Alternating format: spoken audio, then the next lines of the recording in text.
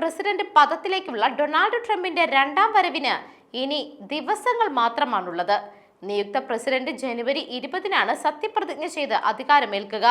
ട്രംപിന്റെ രണ്ടാം സ്ഥാനാരോഹണ ചടങ്ങ് ലോകത്തെ വിസ്മയിപ്പിക്കാനുള്ള സാധ്യതകളാണ് കാണുന്നത്. ഇതുവരെ കണ്ടതിൽ ഏറ്റവും അത്യാഡംബരത്തോടു കൂടിയാകും ട്രംപ് അധികാരത്തിലേൽക്കുക എന്നും സൂചനകളുണ്ട്. ട്രംപിന്റെ രണ്ടാം സ്ഥാനാരോഹണ ഫണ്ടിലേക്ക് കോടികളാണ് ഒഴുകിയെത്തുന്നത്.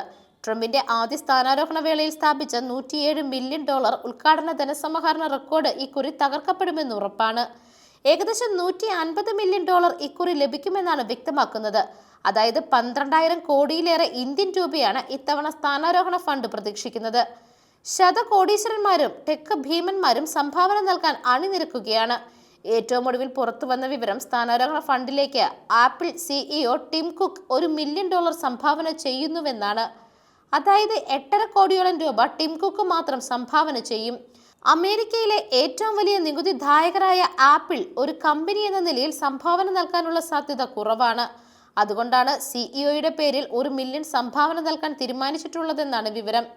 Robin Hood Markets, Amazon, Open AI, Toyota Motor of North America, crypto കമ്പനികളായ ക്രാക്കൻ, റിപ്പിൾ, ഒണ്ടോ തുടങ്ങിയ കമ്പനികളും വൻതുക സംഭാവന ചെയ്യുന്നുണ്ട്. News desk മെഗ്നവിഷൻ.